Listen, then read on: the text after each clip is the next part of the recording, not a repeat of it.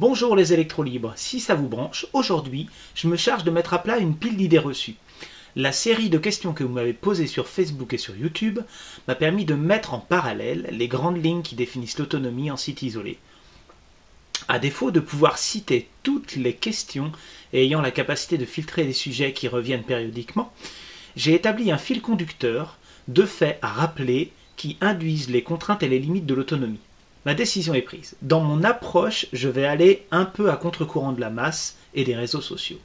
J'espère fournir l'étincelle qui vous galvanisera, et bien que mon approche ait le potentiel pour réveiller les tensions entre certains, je m'attends à rencontrer des résistances qui polariseront le débat. Sans trop vous charger l'esprit, il s'agit de vous mettre au courant et ainsi de faire chuter la tension qu'il peut y avoir quand on prépare un projet d'autonomie. J'espère que ces jeux de mots ne vous auront pas trop parasité l'esprit et qu'à l'issue de cette vidéo, vous saurez comment ne pas tomber dans le panneau face à ceux qui vous racontent du vent en vous disant « c'est la consigne ».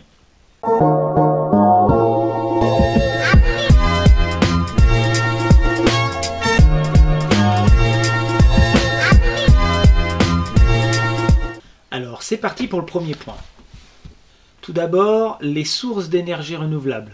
Il est important de les citer pour partir du bon pied. Alors, on a le soleil, le vent, l'eau, les sources chaudes, donc les volcans, ce genre de choses, la force musculaire et la biomasse. Alors, moi, j'inclus dans la biomasse la matière, tout ce qui est bois, matière combustible, les gaz, les biogaz issus des matières végétales et les huiles.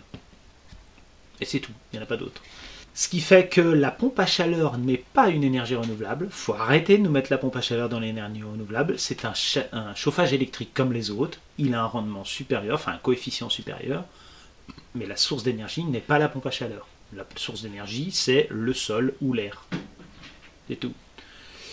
Donc quand vous voulez faire un projet d'énergie renouvelable et autonome, excluez toutes les pompes à chaleur. La seule qui soit relativement utile, c'est le frigo. C'est tout.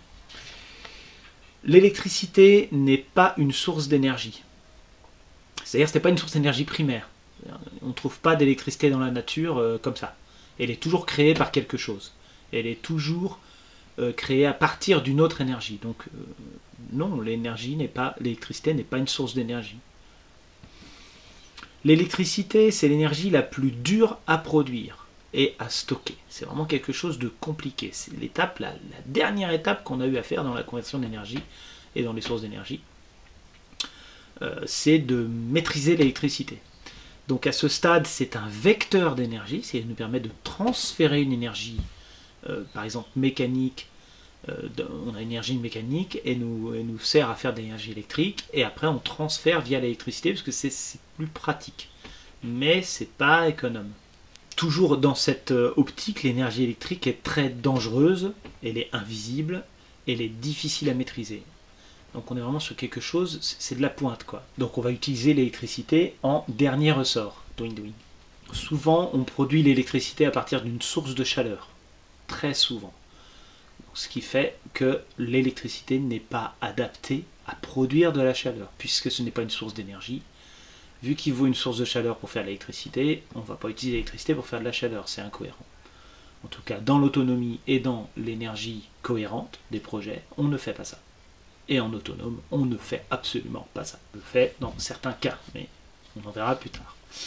Ce qui fait que le tout électrique, quand on a une maison tout électrique, inclut les véhicules, chauffage électrique, eau chaude électrique, c'est ni renouvelable, c'est ni écolo et ni économe. C'est-à-dire qu'il n'y a aucune économie d'énergie dans ce fonctionnement-là, puisqu'on commence par gaspiller 70% de l'énergie dans les centrales pour produire cette électricité qu'on va à nouveau gaspiller dans des usages un peu à l'excès. Point super important, les énergies renouvelables ne sont pas des énergies gratuites. Il faut arrêter avec ça, on entend parler de ça partout. Les sources d'énergie sont gratuites, mais l'énergie qu'on en retire ne l'est pas. Si c'est l'énergie électrique, puisqu'on va principalement parler d'énergie électrique dans les différentes questions, c'est une énergie qu'on a d'abord converti une énergie renouvelable en énergie électrique. Donc on a déjà perdu de l'énergie quelque part. Donc c'est pas, on a eu besoin de moyens, ce n'est pas gratuit. Dans tous les cas, l'autonomie ou l'indépendance énergétique coûte plus cher que le réseau. Le réseau, c'est une économie d'échelle, c'est-à-dire que c'est quelque chose de très grand qui rentabilise les moyens et les modes de production à grande échelle. Quand il y en a un qui ne consomme pas, un autre le consomme. On consomme rarement tous en même temps. Donc c'est plus économe de faire sur le réseau que d'être en autonomie soi-même. Les seuls cas où ça peut être plus intéressant en autonomie, c'est si ça vous coûte trop cher de raccorder au réseau et de faire passer le consuel, puisqu'en autonome on n'a pas besoin. Et si vous êtes tellement économe que le coût de l'abonnement au réseau est plus cher que votre consommation. Et là, effectivement, mais il faut déjà arriver par là. Ce qui veut dire aussi que quand on vous vend des économies sur vos factures à partir d'énergie renouvelable électrique, c'est-à-dire photovoltaïque, éolien, autres, bah, c'est pas vrai, c'est pas possible. Ça sera possible si c'est subventionné, si c'est pas vous qui payez. Donc oui, si c'est pas vous qui payez, ça vous réduit aux factures, c'est évident. Qu'est-ce que coûte l'autonomie? Eh bien, ça vous coûte du temps. Ça vous coûte de l'attention, parce qu'il faut surveiller, il faut être intéressé par son installation. Ça vous coûte de l'argent tous les ans, comme toutes les installations et tous les équipements du monde. Dans tous les cas, l'économie d'énergie est prioritaire sur l'autonomie. Systématiquement, vous travaillez d'abord sur l'économie d'énergie avant de travailler sur l'autonomie. Ça ne sert à rien d'alimenter en renouvelable du gaspillage. C'est du gaspillage d'argent, c'est du gaspillage de moyens. Et a priori, si vous faites comme ça, c'est que vous n'avez aucune intention d'économiser l'énergie, donc c'est voué à l'échec. Autre point, les énergies renouvelables sont par définition limitées. Sinon, elles seraient illimitées, n'auraient pas besoin d'être renouvelables, puisqu'elles seraient renouvelées. On parle d'énergies renouvelables, elles sont limitées parce qu'elles sont locales, elles ont un gisement, il y a un gisement solaire, un gisement éolien, un gisement biomasse, et il y a une limite. À aucun moment on peut compenser ce qu'on fait avec le pétrole, qui lui-même est limité, par une énergie renouvelable. Elle-même non plus n'est pas illimitée. C'est important à savoir. Alors attention aux excès. Donc ça veut dire que sur un projet d'autonomie, il faut bien définir vos ressources locales, vos ressources en bois notamment. On en arrive à l'argent et au dimensionnement. Alors, dimensionnement, on fera une vidéo exprès. Mais globalement, ce qu'il faut retenir, c'est que un usager, un habitant ou un usager économe, qui a donc, mettons, une caravane, une maison, va avoir besoin de 0,7 kWh d'énergie par jour, en ayant du confort. Donc, je ne parle pas de chauffage électrique, on l'a déjà exclu tout à l'heure. En ayant le confort exclusivement électrique, dans le sens où l'électricité est utilisée à bon escient, on est à 0,7 kWh par jour. Le budget associé va être de l'ordre de 2000-2100 euros pour ces 0,7 kWh par jour. Alors bien sûr, je parle surtout dans la moitié nord de la France. Ça varie un petit peu quand on arrive un peu plus au soleil, mais ce n'est pas des variations astronomiques non plus. Et l'entretien de cette installation va coûter environ 100 euros par an. Alors c'est pas vraiment un coût, c'est ce que ça, si on voulait étaler tous les ans les frais qu'on a sur 35 ans par exemple, et ben ça donnerait à peu près 100 euros par an. Vaut mieux s'y préparer plutôt que quand il y a besoin de changer un appareil à 1000 euros ou à 2000 euros, bah, ça peut faire mal. Voilà. À titre de comparaison, c'est 0,7 kWh par jour. Si les 67 millions d'habitants de France consommaient ainsi, il ne faudrait que 3,4% de l'énergie consommée actuellement en France pour que tout le monde ait de l'électricité, que tout le monde ait un frigo, une machine à laver, de le multimédia, de la lumière, un ordinateur portable, son téléphone. Et après, on peut rajouter d'autres choses. Mais globalement, sur les besoins énergétiques de base, même un peu de pompage d'eau, on n'a besoin que 3,4% de l'énergie qu'on produit aujourd'hui en France. Donc on a une marge énorme derrière, sachant que l'habitat, aujourd'hui, représente plus de 30% de l'énergie de France. Donc on a un coefficient 10. Par rapport aux équipements installés, à la quantité d'énergie produite en France, cela représente à peu près 18% du parc de production national. C'est-à-dire qu'avec seulement 18% de ce qui est déjà installé, on peut être 100% autonome sur l'habitat.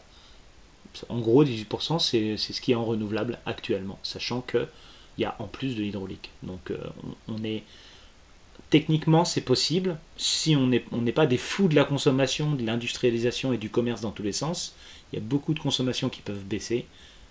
Et on peut assez facilement alimenter tout le monde correctement. Bien sûr, il y a tout un débat là-dessus.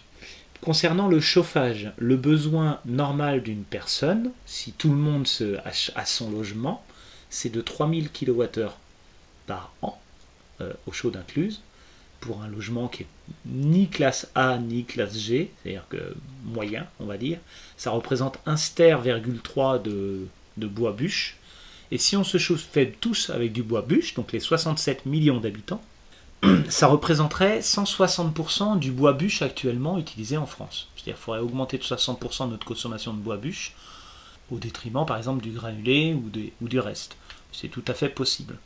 Parce que pour vous donner une idée, en faisant cela, on ne consommerait plus que 32% de notre besoin en chauffage actuel. Et actuellement, on consomme 3 fois plus en chauffage que ce qu'on a vraiment besoin.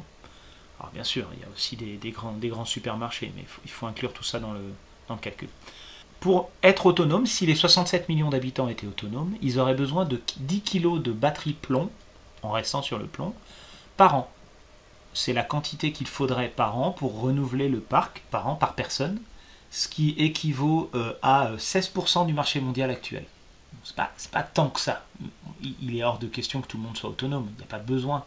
Mais ce que je veux dire, c'est avec ce type de consommation, on règle énormément de problèmes. Pour information, en France, les batteries sont recyclées à 110%, c'est-à-dire qu'on recycle même les batteries des autres. Dans le monde, le taux de recyclabilité est de 55% à peu près. C'est parce qu'il y a plein de gens qui les jettent dans la nature. On m'a souvent demandé quel est l'équivalent en autonomie des abonnements réseau 3 kg, 6 kg et 9 kg. Donc c'est 3 kVA, 6 kVA et 9 kVA. Donc le 3 kVA c'est 15 ampères. Il n'y a pas d'équivalence. On ne peut pas faire l'équivalence. Je vais vous en donner une, mais ce n'est pas systématique puisque le réseau est illimité. Donc vous pouvez faire des surcharges, des courts-circuits sur le réseau que vous ne pourrez pas faire de la même manière en autonomie. Par exemple, pour un 3 kg, le disjoncteur que vous avez d'EDF, ERDF ou Enedis, chacun supporte 30 kg. Donc, si vous basez là-dessus, il vous faudrait un onduleur, une source d'énergie alternative qui supporte 30 kg. Ça veut dire que vous partiriez sur une installation 15 000 watts, 5 fois plus. Moi, je vous le déconseille. Si vous êtes déjà dans une démarche d'économie d'énergie et non pas de chauffage électrique, de chauffe-eau électrique, de tout gaspillage, vous pouvez très bien rester soit sur un onduleur 3 kg ou 5 kg. En général, on va plutôt passer sur du 5 kg, puisque un onduleur 5 kg, par exemple Victron, fait en réalité 4 kW. Il y a une différence entre les kVA et les kilowatts. Donc la taille au-dessus est une étude approfondie de vos consommations. Donc là, ça donne l'importance du dimensionnement, puisque les kilowatts ne sont pas les mêmes, ce n'est pas la même chose que les kilovoltampères, ce n'est pas la même chose que les kilowattheures, et ce n'est pas la même chose que les kilowatts-crêtes. Même s'il y a une corrélation qui fait que dans l'ensemble, quand on a une installation 3 kg, ça veut dire 3 kW-crête de panneau, et on a souvent un onduleur 3 kW. Voilà, on essaye d'harmoniser, mais ce n'est pas systématique. En autonomie, une batterie n'est pas une réserve de carburant. C'est-à-dire qu'il ne faut pas le gérer comme une réserve de carburant. Si vous êtes sur la réserve, justement, vous allez avoir des problèmes avec votre batterie. Vous n'allez pas pouvoir tirer dessus convenablement parce qu'elle n'a pas de réserve. Vous ne pourrez pas faire de surcharge, vous ne pourrez pas utiliser votre batterie convenablement. C'est exactement comme la santé, si vous voulez. Quand on se repose, si on ne fait que des micro-siestes, on n'arrive pas à faire ce qu'on veut dans la journée. Il faut faire des vraies phases de sommeil. Et bien la batterie c'est pareil. Il faut que régulièrement on fasse le plein d'énergie. Sinon, elle fonctionne mal, elle s'use. Ça n'a rien à voir avec la réserve d'un réservoir, la quantité dans un réservoir. On se dit, bah tiens, il reste 10%, je peux continuer à consommer jusqu'à 3%. Non, non. Si vous faites ça, vous détruisez votre batterie. La réserve, elle ne sert pas à ça. Elle sert de secours, elle sert si vraiment vous avez des pannes sur l'installation électrique et que vous avez besoin d'autonomie pendant plusieurs jours, ou alors elle sert pour la capacité de surcharge. C'est très important. J'ai un petit chat qui vient avec nous. Tu veux venir avec moi, Minou? J'ai un petit chat dans dans le plan, là, je pense. L'éolienne, et le sujet de l'éolienne, alors je ne vais pas débattre tous les sujets, dans le sens où ce sont vraiment des sujets distincts de vidéo. Mais là, c'est pour donner des informations importantes et des bases. Donc l'éolienne est toujours en hauteur. Il n'y a pas d'exception réelle. Si vous voulez produire avec une éolienne, si c'est pas juste pour faire une girouette ou de la déco, ou de la pub, l'éolienne doit être en hauteur. Elle doit être dans un vent fréquent, dans un vent constant. Et éviter les myriades de mini-éoliennes. C'est pas la peine de faire un champ de 15 ou 20 petites éoliennes à 6 mètres de haut, parce que quand vous divisez par 2 la hauteur d'une éolienne, vous réduisez de 30% sa production. Donc par exemple, la plupart des éoliennes devraient être à peu près 30 mètres. Si vous les mettez déjà à 15 mètres, eh ben, vous avez réduit de 30% sa production. Vous la remettez à 6 mètres, vous avez encore réduit de 30%. Donc vous avez une éolienne qui fonctionne à 40%. Donc au niveau financier, ça va être dur. Vous allez avoir le bruit qui va être plus proche de vous. Vous allez avoir beaucoup de mâts, beaucoup de petites éoliennes. Alors à part si vous n'avez aucune autre solution, parce que vous n'avez aucun droit de mettre des mâts, si vous avez une passion pour l'éolien et que vous voulez mettre plein de petites éoliennes, c'est rigolo, mais vous n'allez pas énormément produire. Une éolienne de 1000 watts, quand elle n'est pas à la bonne hauteur, elle va produire à peine 200 kWh dans l'année, c'est-à-dire 20% de ce que fait le solaire, pour une puissance équivalente. D'ailleurs, c'est pas spécialement comparable. Donc vraiment l'éolien en hauteur. Ce qui en revient aussi à l'autre sujet, l'éolienne verticale, j'ai déjà fait une vidéo là-dessus. C'est pas que ça marche pas, hein, l'éolienne, effectivement elle tourne et peut produire, mais globalement c'est pas magique une éolienne verticale. C'est lent, c'est grand, il faut le mettre en hauteur, c'est haut tout court et c'est cher. Comme il faut 2 fois plus de surface pour une éolienne verticale que pour une éolienne horizontale, il faut bien imaginer que si elle fait 6 mètres carrés pour produire, ça en fait il faut 12 mètres carrés recto verso. Si vous voulez qu'elle produise bien, il ne faut pas que le bas de la pale soit 5 mètres en dessous le haut de la pale. Si vous faites ça, ça veut dire qu'il ne faut pas d'obstacle. S'il ne faut pas d'obstacle, il faut la mettre en hauteur. Il n'y a pas d'alternative là-dessus. L'éolienne verticale, toutes les fois où elles sont mises sur des toits, au bord des autoroutes, à côté d'un arbre ou autre, ça tournote. Ça tournote, ça ne produit pas. Voilà. À partir du moment où elle est d'une taille raisonnable et qu'elle est en hauteur, elle va produire aussi bien qu'une éolienne horizontale, mais elle va produire avec des courbes de production, des vitesses différentes. C'est pas la même éolienne. C'est pas. Voilà. D'autant qu'il n'existe, je ne connais pas aujourd'hui de fournisseurs fiables sur ce type d'éolienne. Petit chat. Il s'appelle Narco. C'est du verlan. On m'a demandé si une installation sans stockage et sans réseau, c'était possible. Vous savez, avec uniquement un onduleur, un régulateur MPPT. Alors, si vous faites ça, vous avez...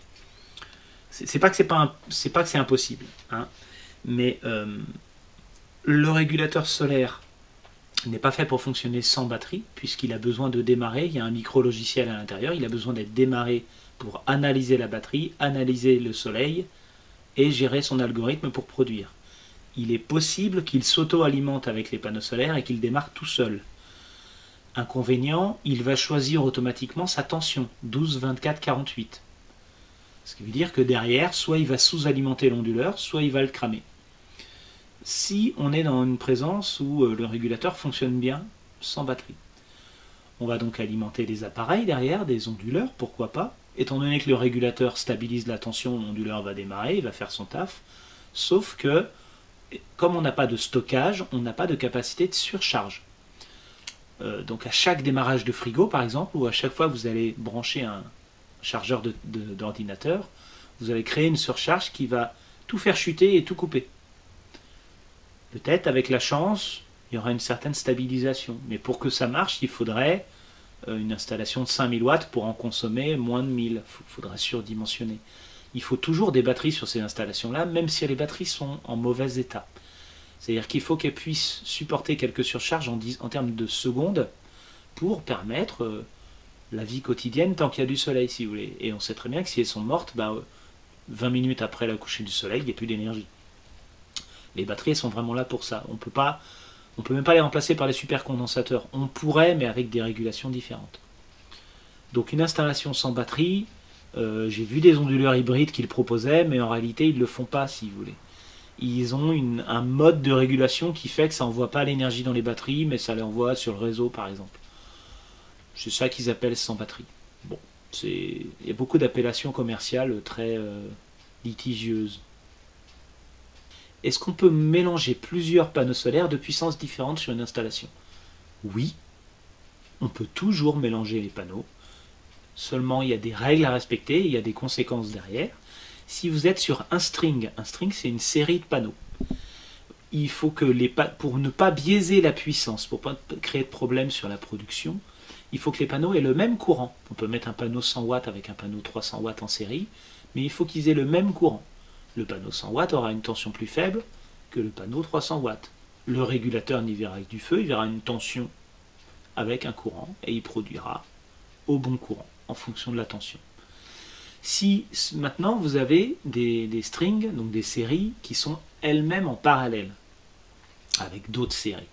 Si vous rajoutez des panneaux, il faut les rajouter partout. C'est-à-dire si vous avez deux rangées de panneaux qui sont en parallèle, vous voulez rajouter deux panneaux et qui sont compatibles en courant, rajoutez un sur chaque boucle pour avoir une cohérence de tension.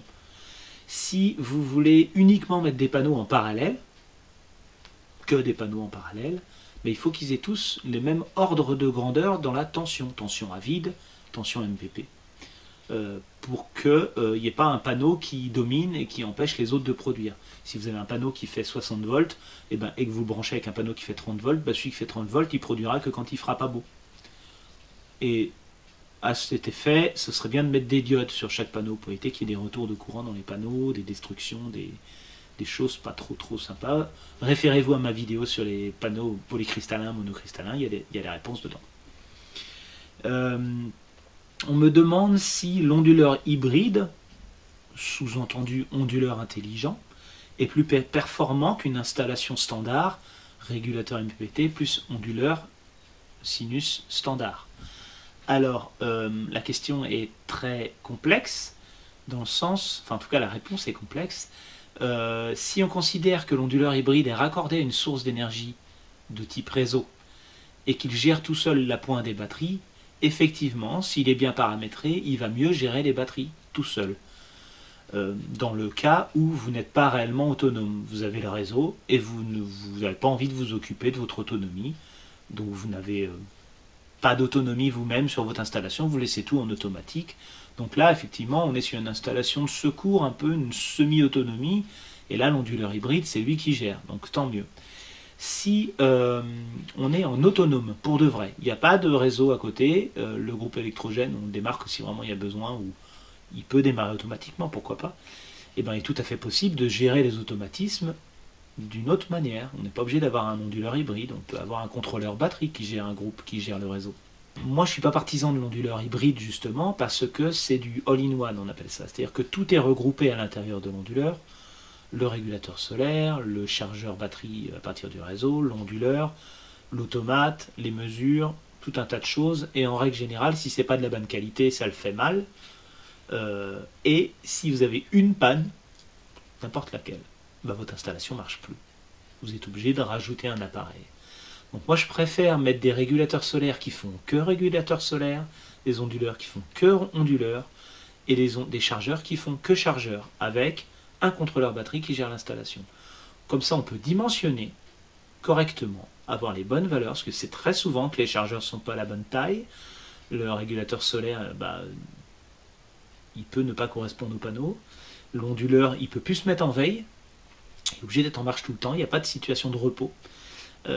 Les pannes peuvent arriver, les courts-circuits, si on veut changer des panneaux solaires, si on veut modifier l'installation, mettre à jour ou autre, et quand on a un produit qui est tout en un, on a intérêt à ce qu'il marche.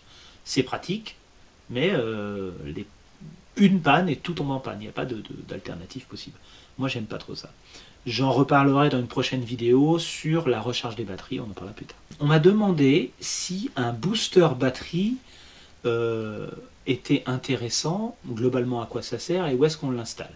Qu'est-ce qu'un booster batterie? Alors plus généralement on appelle ça un convertisseur de charge.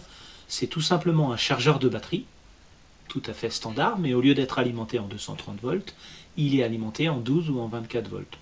On le positionne souvent dans un véhicule, ça peut être un bateau, entre la batterie de démarrage et la batterie de servitude, la batterie qui nous sert à l'autonomie. Grosso modo, c'est comme s'il était branché sur l'alternateur de votre véhicule.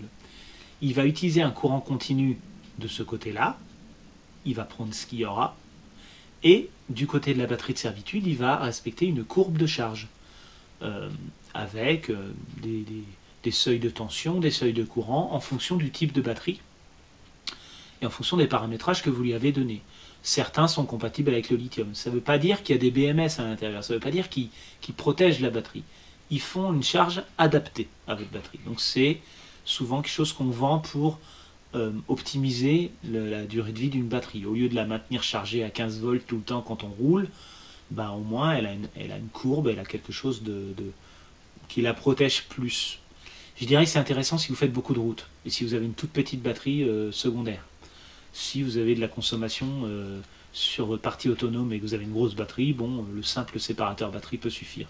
Si vous avez une batterie lithium, ça peut suffire aussi, mais il est vrai que toutes les batteries lithium ne se recensent pas, tous les contrôleurs de batteries lithium ne sont pas communicants, chaque installation est différente. Mais bon, grosso modo, c'est un gestionnaire d'alternateur. Et pour son installation, bah, mettez-le au plus près possible de votre batterie à charger, puisque en entrée, il va prendre une tension variable, un courant variable, et en sortie, il va faire une courbe de charge correcte. Une information qui est plus de l'ordre général, il faut savoir qu'il n'y a aucune interdiction à être autonome, que vous soyez déjà raccordé au réseau ou pas. Il y a une réglementation qui vous oblige à déclarer et à respecter des normes si vous souhaitez réinjecter au réseau. Donc souvent on a confondu le fait que parfois on peut vous interdire de réinjecter, parce que c'est en dehors de votre propriété, donc il y a une réglementation, il y a le respect des autres, il y a des garanties, vous avez une responsabilité si quelque chose se passe mal. Par contre, si c'est pour vous-même, vous n'avez aucune restriction. La seule restriction que l'on peut avoir, c'est lorsqu'on revend au réseau et qu'on dépasse les 5000 watts. 5000 watts crête. Alors je crois, ça peut changer, le seuil peut changer. Et en dessous des 5000, c'est une installation personnelle. Au-dessus, c'est une installation professionnelle. C'est-à-dire qu'au-dessus, il faut déclarer des revenus. Si vous revendez, vous avez une activité, vous déclarez des revenus. Si vous êtes en autonome et que vous avez 6000 ou 10 000 watts, il n'y a pas de problème. Les seules contraintes, c'est l'urbanisme, les déclarations de permis, les surfaces. Mais personne ne va vous interdire d'être autonome. Concernant le choix entre le 12, le 24 ou le 48 volts en autonome, c'est parfois un choix difficile, mais en fait c'est guidé par le budget que vous avez, l'installation que vous voulez alimenter, d'où ça vient, quelles sont les contraintes, la puissance dont vous avez besoin en termes de solaire, en termes d'onduleurs, et le choix du matériel, c'est-à-dire en fonction de la marque que vous voulez, il y a des matériels qui n'existent pas. Et plus généralement, si vous êtes sur un véhicule léger aménagé, vous êtes forcément en 12 volts, un poids lourd en 24 volts, et puis des fois il y a des véhicules en 48 volts, je pense à certains bateaux. Donc ça c'est des choix, on n'a quasiment pas le choix, mais pour des raisons financières et de rationalisation de l'énergie, si vous voulez, en règle générale, en 12 volts, on va aller jusqu'à 1000 watts. Au-delà de 1000 watts, la plupart des régulateurs solaires et des onduleurs sont pas, déjà vont avoir un prix supérieur et il va falloir rajouter des régulateurs, donc on va passer en 24 volts. Le 24 volts, on va aller jusqu'à 2000 watts, on peut aller jusqu'à 15 000 si on veut en 24 volts. Mais en règle générale, à partir de 2000 watts, on commence à se poser la question, est-ce que je passe en 48 ? Le 48, c'est jusqu'à 4000 watts. C'est infini aussi, si vous voulez. Mais globalement, ce sont les seuils où on se pose la question. Je dépasse les 2000 watts d'onduleur, est-ce que je passe en 24 volts ? 12 volts, ça commence à faire court. Les 1000 watts d'onduleur, pardon. Moi, j'ai fait des installations de 15 000 watts en 24 volts qui en sont très bien passées, mais c'est vrai que ça fait beaucoup de câbles, les gros sectionneurs, les onduleurs sont un peu plus chers, les régulateurs solaires, il y en a plus. Donc c'est vraiment ça qui va primer. Il est hors de question, enfin en tout cas, moi je ne le fais pas, de faire une installation de moins de 1000 watts en 48 volts. Ça fait beaucoup de petites batteries, les batteries vont coûter plus cher du coup, pour économiser sur le régulateur solaire. Et encore, les régulateurs solaires en 48 volts, souvent ils sont faits avec des courants très élevés pour des grosses installations. Donc en fait, c'est ça le choix.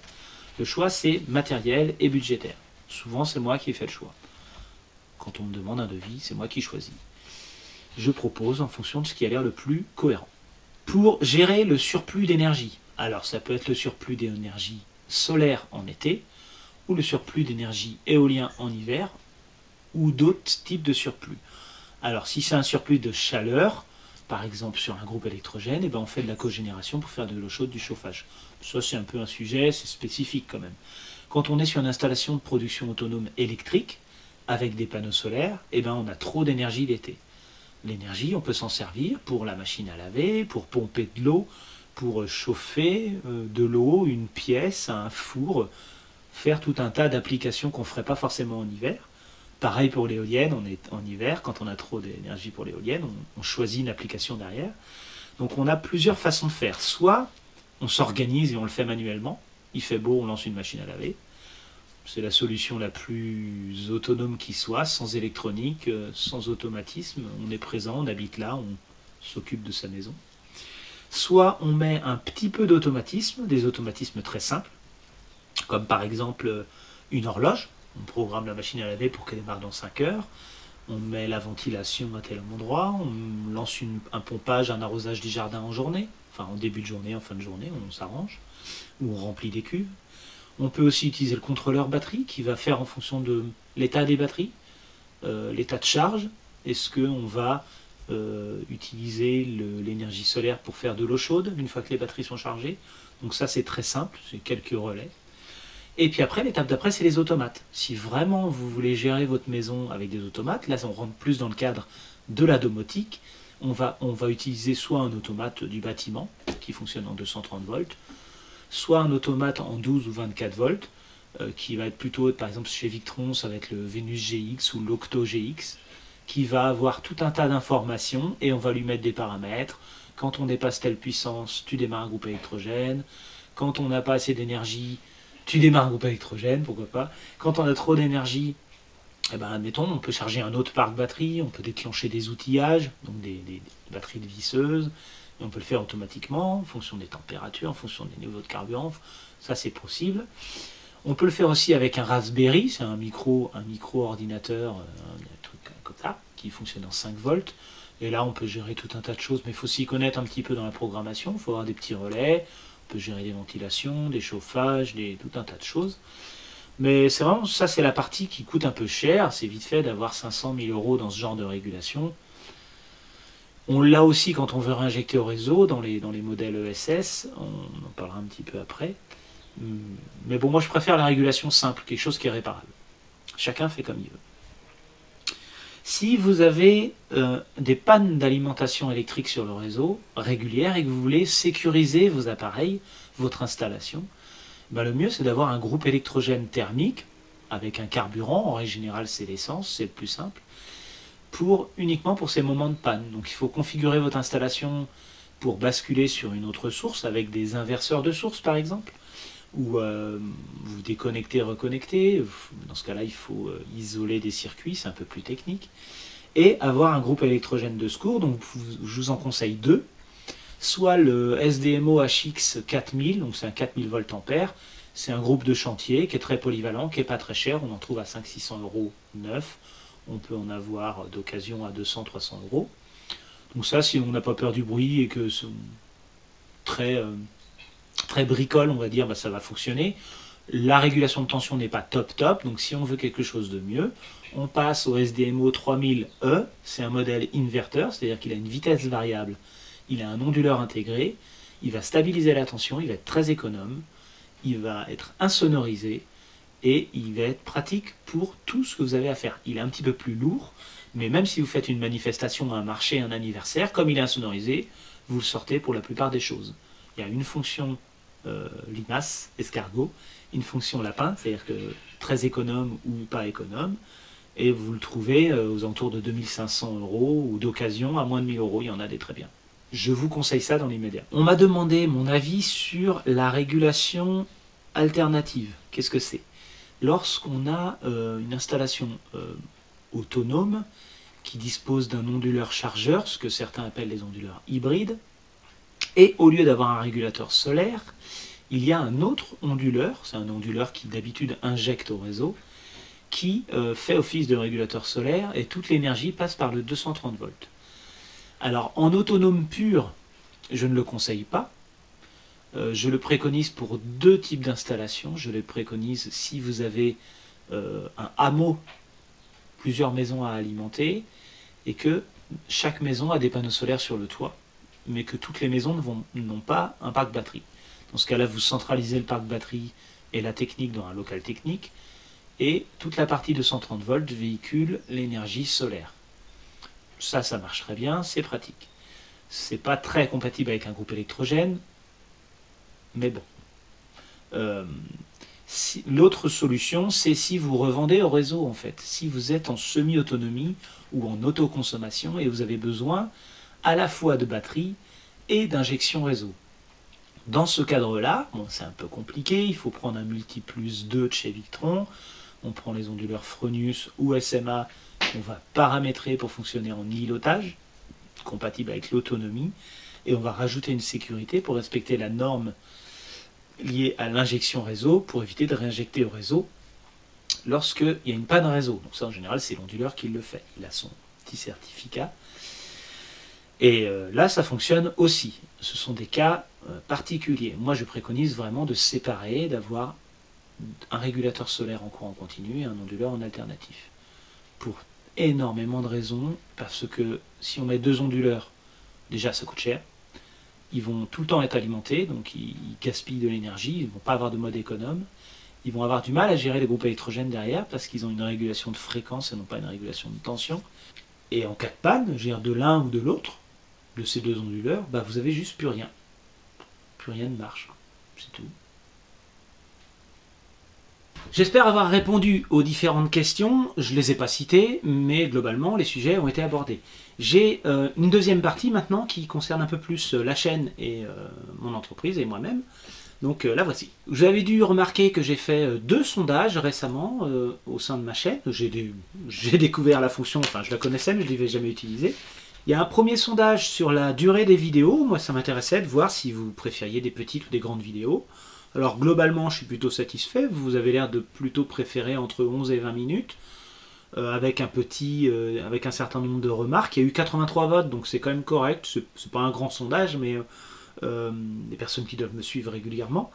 Ou on m'a dit en fonction du sujet, bah, des fois il y a besoin de peu ou de long. Donc je suis tout à fait d'accord. Des fois c'est pas facile de respecter les 20 minutes. Il y a beaucoup de choses à dire. Ici on va peut-être être sur plus d'une heure. Mais oui, c'est bien. C'est bien. Et 0% inférieur à 5 minutes, c'est bien. Après, je suppose que YouTube ne permet pas de cliquer sur plusieurs réponses, donc il faut bien choisir. Je suis assez satisfait.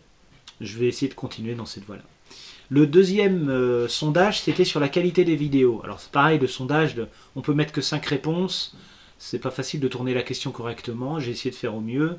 Moi, je cherchais pas des compliments, mais je voulais voir s'il y avait des choses qui gênaient. Et il n'y a eu que 40 votants parce que je l'ai mis il n'y a pas longtemps. Globalement, 88% des personnes m'ont dit ne change rien. Ok, très bien, c'est suffisant. 3% des personnes m'ont dit que c'était trop technique. Alors, comme je suis technicien et que je parle de technique, c'est pas évident d'enlever de la technique, mais c'est vrai que des fois, je vais essayer d'expliquer un peu mieux. Ça dépendra de si je suis plus à l'aise avec d'autres sujets ou si j'ai abordé suffisamment de choses pour aller plus profondément dans l'explication et non pas dans la technique. 8% ont dit que c'était trop aléatoire en termes de sortie de vidéo. Alors c'est vrai que je fais en fonction des chantiers. Pour l'instant, je suis toujours au fil des chantiers. Et donc, quand la vidéo est prête, j'ai tendance à la sortir.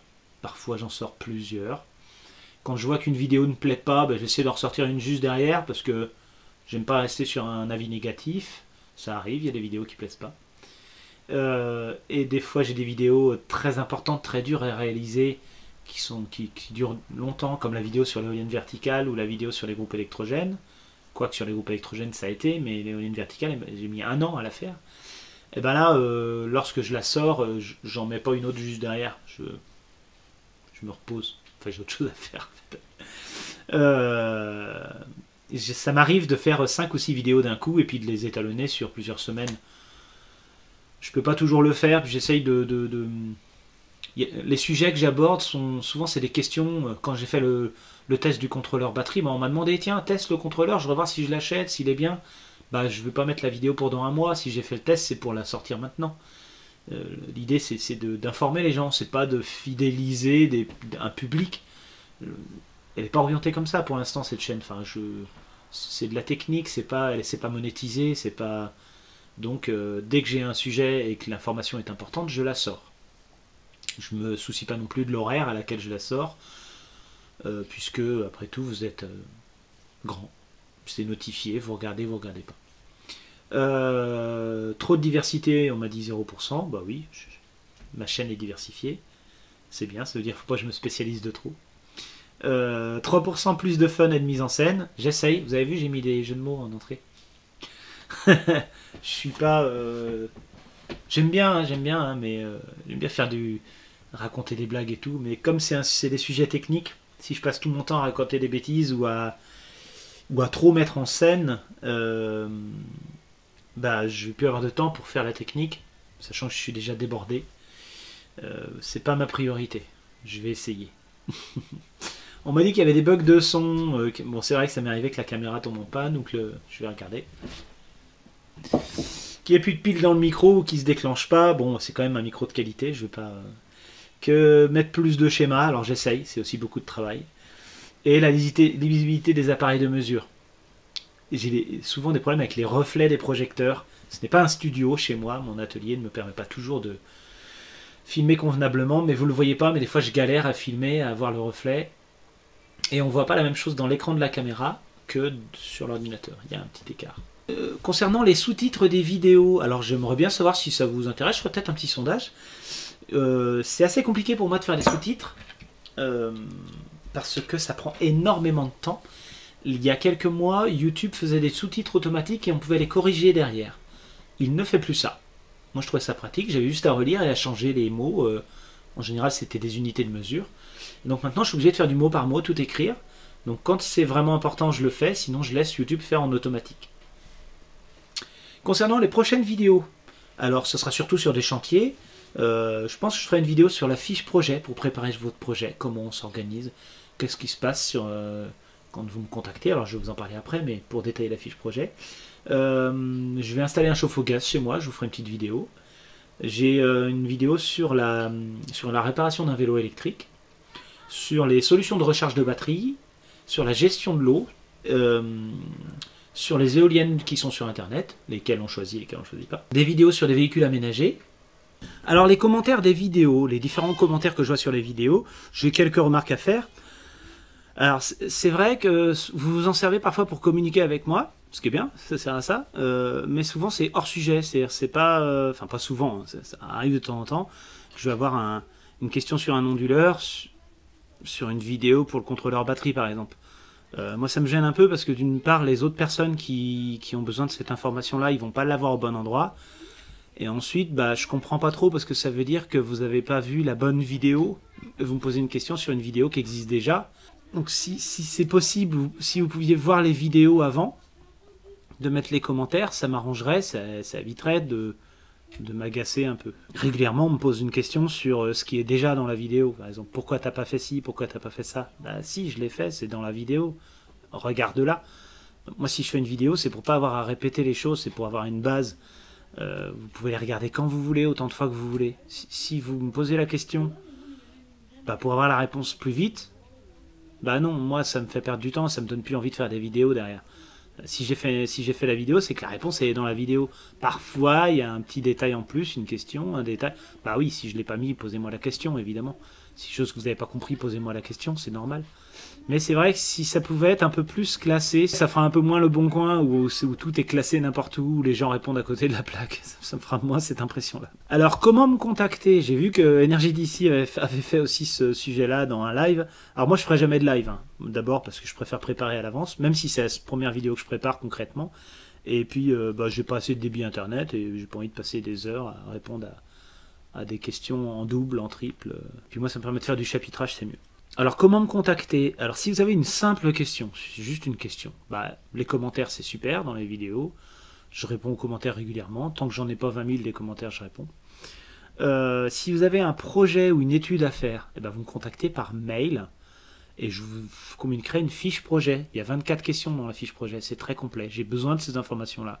Je ferai une vidéo là-dessus. Si c'est une urgence, c'est important, c'est par SMS. Par SMS, je lis mes SMS, j'ai l'information, j'ai le numéro de téléphone, je sais. On peut s'organiser pour s'appeler après, parce que je décroche pas le téléphone. Il y a trop de gens qui m'appellent. J'ai fait l'erreur de mettre mon numéro de téléphone sur les premières vidéos et je peux pas les retélécharger, les modifier. Ça va me prendre des semaines, je le fais pas. Donc je préfère faire des rendez-vous téléphoniques si nécessaire. Et ensuite, s'il y a besoin de se rencontrer pour un projet, on met en place quelque chose. Mais faut pas appeler 30 fois pour me poser une question sur la programmation d'un onduleur. Ça va pas être pratique pour moi. On arrive sur le dernier point de cette vidéo.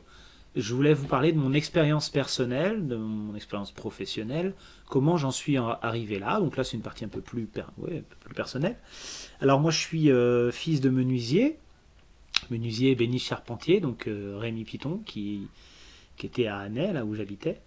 Donc j'étais déjà dans le monde de l'artisanat un petit peu, puisque je l'aidais régulièrement, on faisait pas mal de choses, on a fabriqué des plates de Loire, des boiseries, on allait à Paris, enfin je suis déjà dans ce monde-là depuis tout petit, on était une famille modeste. Donc moi ce que je voulais c'était dessiner, les beaux-arts, bon j'ai pas pu faire ça parce qu'il fallait être bon dans beaucoup de matières que je n'étais pas. J'adorais fabriquer, inventer tout un tas de choses, Lego technique, tout un tas d'inventions de choses variées, j'ai bricolé sur les mobylettes et tout. Et je me suis orienté vers quelque chose que je connaissais pas réellement, c'est l'électricité, puisque je faisais déjà des choses électriques, mais bon on comprend pas l'électricité tant qu'on n'a pas étudié dessus. Donc je suis parti en CAP électrotechnique à la Chauvinière, lycée Monge-la-Chauvinière à Nantes. J'ai enchaîné par le BEP, donc j'ai eu des bonnes notes, j'ai eu des mentions. Puis directement le bac pro équipement installation électrique et derrière qui travaille un peu plus sur les installations tertiaires, industrielles, tout ce qui est automate, tout ce qui est sécurité incendie, automatisme, ce genre de choses. Donc là c'est pareil, je suis sorti... mention très bien pour info, c'est bien. On m'a même proposé une bourse pour être médecin. Ça sert à rien. C'est pas dans mon cadre. De là, je suis parti en BTS d'assistance technique d'ingénieur. Donc là, c'est plus de la logistique, un peu plus de mécanique. L'électronique, il y en avait déjà avant. De la gestion de projet, de la gestion de risque. Quelque chose d'un peu polyvalent qui me permettait, au cas où j'arrête les études, ça me faisait du bagage. Juste après, je suis parti en licence à l'université de Nantes, licence ingénierie électrique, ça dure 1 an. Donc là, c'est beaucoup plus de la régulation, de travail sur les signaux, les fréquences, les filtres, l'énergie en général, beaucoup de maths, trop de maths, trop, faut arrêter, pas autant de maths quoi. Enfin, à la fin, on retient rien, donc si on sait pas à quoi ça sert. Bon, moi j'ai gardé ce qui me servait. Beaucoup de maquettes, beaucoup de travail sur les harmoniques, sur tout un tas de choses comme ça, très très intéressant. Et ensuite j'ai pu rentrer dans l'IUFM, l'Institut Universitaire de Formation des Maîtres, c'est-à-dire pour être professeur.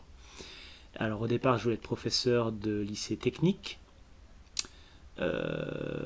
mais la formation s'est arrêtée juste avant que je rentre, donc je suis rentré pour le professionnel.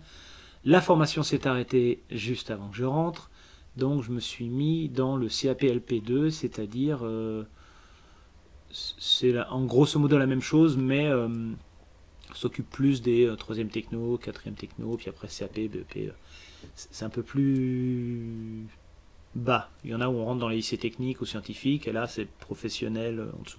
Ce qui ne me dérange pas, hein, c'était des formations équivalentes. Il y avait moins de postes et tout, et plus de candidats. Donc je l'ai fait ça 2 ans de suite parce que j'ai pas été pris. J'avais 14,28 je crois de moyenne. Et il fallait 14,29. Bon.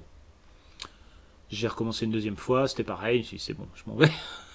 Après j'ai été professeur dans le privé, puisqu'ils prennent dans le privé les gens qui n'ont pas encore le diplôme. On peut être professeur pendant des années et puis préparer le concours tous les ans.